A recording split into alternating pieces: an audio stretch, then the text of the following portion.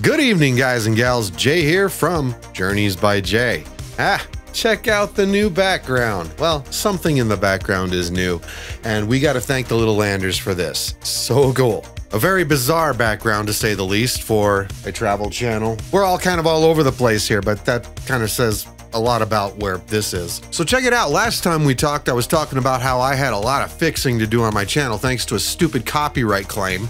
Well, it wasn't stupid. They were right. But a copyright claim nonetheless. And it's done. It's done. The last one went up just it was a few days ago, maybe? I don't remember. But it was before the new year, which was by design because I wanted to make sure that everything that comes out after the new year is all new material. Tonight, I've got something different for you guys. A little different. The reason why I say a little different is because it's something that some people have asked me to do, and I wasn't sure if I really wanted to do it, but I thought heck with it. You know, there's been so many reincarnations of this same channel that you're watching right now. This channel has been through so many different reincarnations that I don't know. In 10 years, I might be doing something totally different on it, and I might have to do this video all over again. But I thought it'd be fun to talk about a particular one that people like to ask about. Why'd you stop doing drum videos? 2, why'd you take all the ones you had up here down? We're gonna get into that tonight. And it might get a little spicy at times. We'll see. That's why I'm gonna have a drink. So this channel that you're watching right now, I first created in 2007. It's been a minute. Back then, I was doing a internet radio show on Live 365. Now, I didn't put any of the shows or anything like that up on YouTube, but what I did do was make promo videos, little short promo videos. I have no idea if I even have the originals saved on a, backup hard drive somewhere or anything like that. They could be gone forever, and that's fine with me.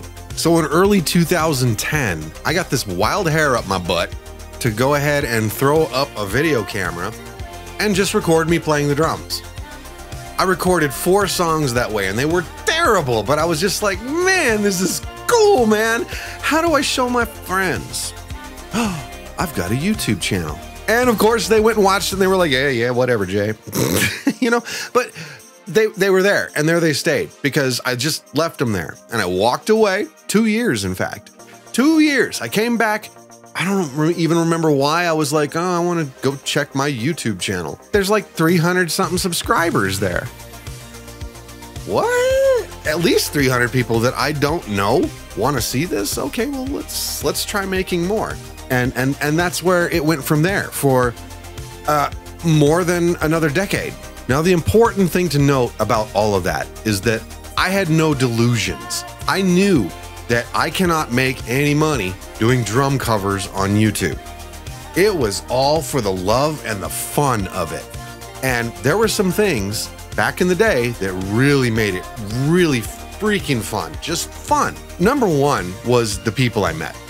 Back when I started doing drum covers on YouTube, there weren't a lot of us. I know that's hard to believe. And the ones that were doing it kind of all banded around each other. And it formed this YouTube community of online drummers, like-minded individuals doing things their way. Everybody had their own style. Everybody had their own way of doing videos. Everybody had their own songs that they'd cover, but we were all the same. We were all these YouTube drummers just kind of getting out there and having fun, throwing up what we do. And I made a lot of really awesome friends that are still my friends to this day. But by the time I stopped, like about 2 years ago, it was none of that anymore. It wasn't any of that. I mean, yeah, I still had my friends, but that vibe of the community, that vibe of playing drums on YouTube was gone. It had gone from this group of people who were doing it to by, gosh, I'd even say as early as 2016, 2017, even by then, there were so many people doing it. Everybody was, it wouldn't surprise me a bit if my Aunt Peggy was sitting behind a drum set one day when I turned on YouTube and playing Iron Maiden or something like that. Just, oh, okay, now everybody's doing it, And I'm not saying that cheapened it. Well, yeah, I kind of am. Actually, I kind of am. And the reason why I say it cheapened it is because all of a sudden it was very competitive. It was never competitive before. We were a bunch of brothers all doing the same thing, man. We were having a good time. Sometimes it got ugly and sometimes it got stupid. I'm going to be the first to admit, I look at my videos and there were some attention grabbers you start to throw in your videos that you're like, okay, the lighting's a certain way. Or, you know, I'm going to try multiple camera angles. That's where it actually started, is like, oh, if you can do multiple camera angles, you're top notch. Oh, if you've got some lighting going on, oh, you're top notch. If you have a professional looking studio and sound, oh, you're top notch. So it got to points of ridiculousness with me. As you'll recall with my more recent videos, if any of you ever saw my more recent videos, I went as far as getting an entire DMX lighting rig and programming light shows for my videos. Was that necessary? No, of course not. In fact, I even look back at my videos and I'm like, that's ridiculous, dude. I mean, granted, there's moments where it might look kind of cool, but at the same time, you're like, what are you doing, bro? What are you doing? Why did it get so competitive? Apparently, who knew? A lot of people know how to play the drums, and a lot of them have cameras too. And they just record that shit, put it right up on the internet. We're good. Another thing I say that'll probably be very unpopular, but it's not meant that way, is that if you were a pretty girl and could play the drums even marginally good, you had a leg up over anybody who's been doing this for years immediately. But that's not the bad part. The bad part was that it started to splinter off into factions. And those factions started warring with each other. Now, I could spend hours pontificating about how that began, where that began, who started it, what started it, and who was involved, and I'm not gonna go into that. Sorry, it's not gonna get that spicy, because as far as I'm concerned, everything that happened back then is forgiven. It's gone. I don't really even think about that anymore. But except for the fact that it played a big role in me ultimately deciding, and this is the big one, I'm just not having fun anymore. I was running out of material that I genuinely want to play as well. You know, I was just kind of like, I've kind of covered all the songs that I really like. Now everything just kind of feels forced. And obviously, look at me, I'm no spring chicken, you know. Someone much younger could have argued that, well, I'll keep doing it because it gives me exposure. Maybe somebody in a band will be like, hey, dude, you're pretty badass. Why don't you join our band, man? For someone my age, that's not happening. So that was it. That was it. That was done. But I think it came at pretty much the right time. We were at the onset of COVID, and COVID was going to lead to new things with pretty much everybody, I think, you know, and it affected everybody different ways. That's just me pontificating about, you know, where my head was at the time. But being stuck at home with COVID made me want to get the hell out of the house as fast as possible and as far away as possible. And that's what led to this new passion, one that is this. In short, traveling kind of became the nail in the coffin for me doing YouTube drum videos anymore. Now, that's not to say I won't do any more, just I don't see any in the foreseeable future, guys. I just don't. So let me real quick kind of get into the story. I'm sure some of you have heard it before, why all of the videos that I had on this channel that before doing the travel thing were taken down. Is it because I'm ashamed of them? Is it because they just didn't fit the image? No. My intention from the start was I was going to leave those up. Then things started happening where it was kind of like, well, all right, I'll leave like 20 of them up. Then something happened that made me say, all of these are a liability, every single one of them, because obviously they're all copyrighted music. And you can't trust what you're going to get, you know, within the first 24 hours or even the first 24 days of you releasing a video. Obviously, by what happened to me, one particular artist management team decided that after 5 years, the video's been up for 5 years, let's throw a strike at this one.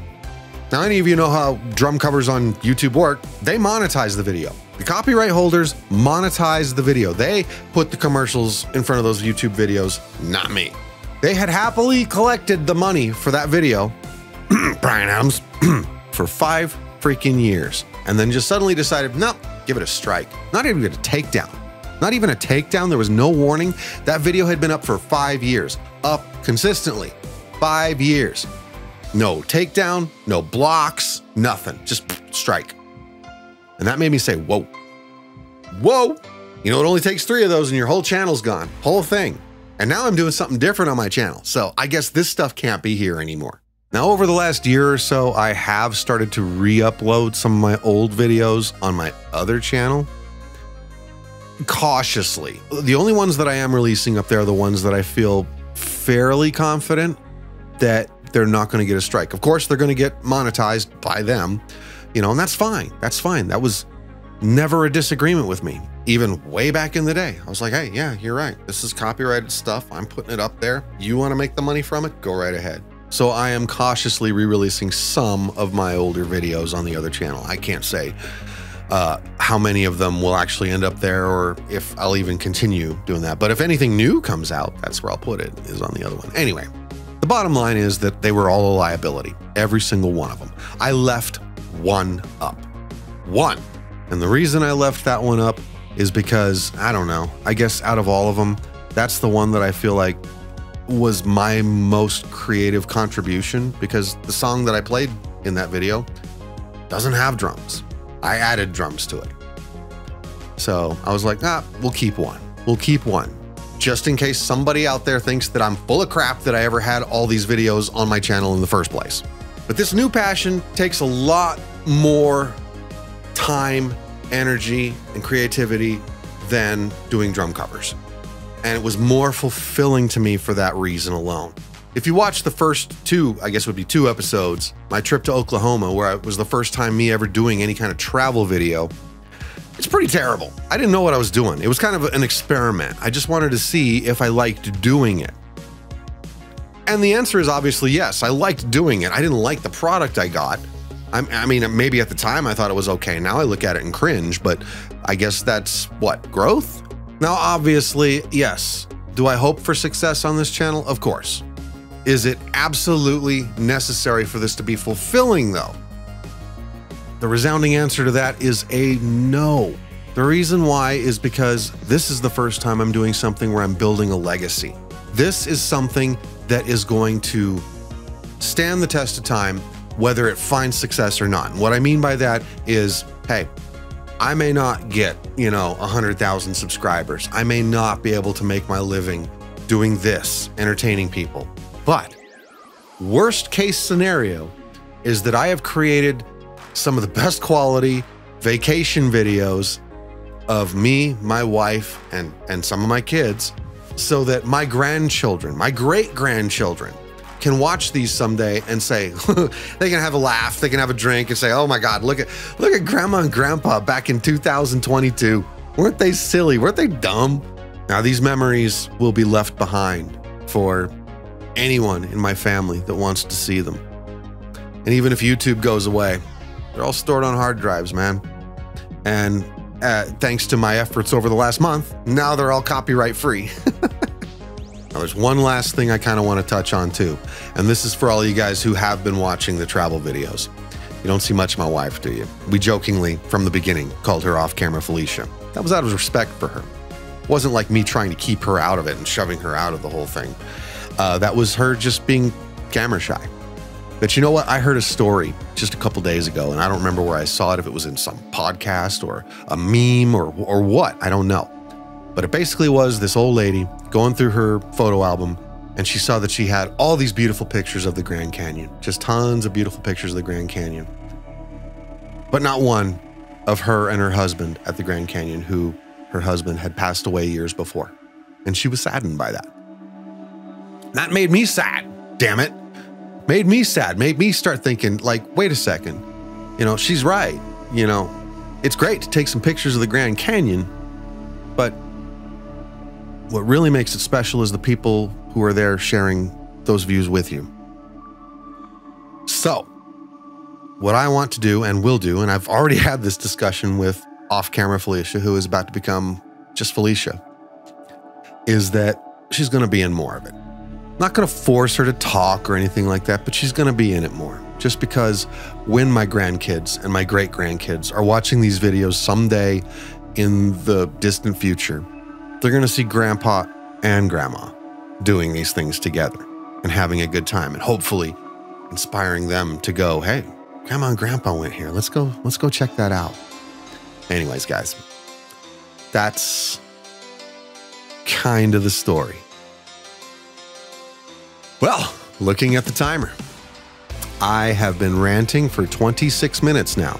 Again, you're not going to get a 26-minute video. My God, I'm going to be under pressure because I really want to make this less than 10. I don't know if I'm going to be able to do that, so this might be a long one. Well, by the time you see this, you'll know. Anyways, guys, yeah, I'm going to have another drink. I'm having another drink just because I kind of unloaded right there. And yeah. Anyways, a big, fat, happy 2023 to all of you. Happy New Year. Hope you guys had a great Christmas. It's been awesome here.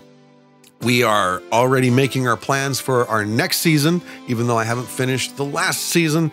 But yeah, considering, I know I said this at the beginning of last season too, but I think this season it's probably going to have to be a little more budget friendly, so to speak, unless some magic happens in the YouTube Patreon space. But it's going to be more budget friendly. We're going to be traveling a lot closer to home, but that does not mean it's going to be less exciting, guys. I'm going to show you some of the hidey holes that I have found all over the state of Colorado, and they are beautiful. And you're going to want to be there for that, so stick around for that. And obviously, the second season will continue. Next video will be where we start making our way across the southern United States, all the way back home. But more things along the way you'll have to check out. But anyways, as I always say, it's time for us to move along here. So until the next time, safe travels, happy camping, and cheers. Damn.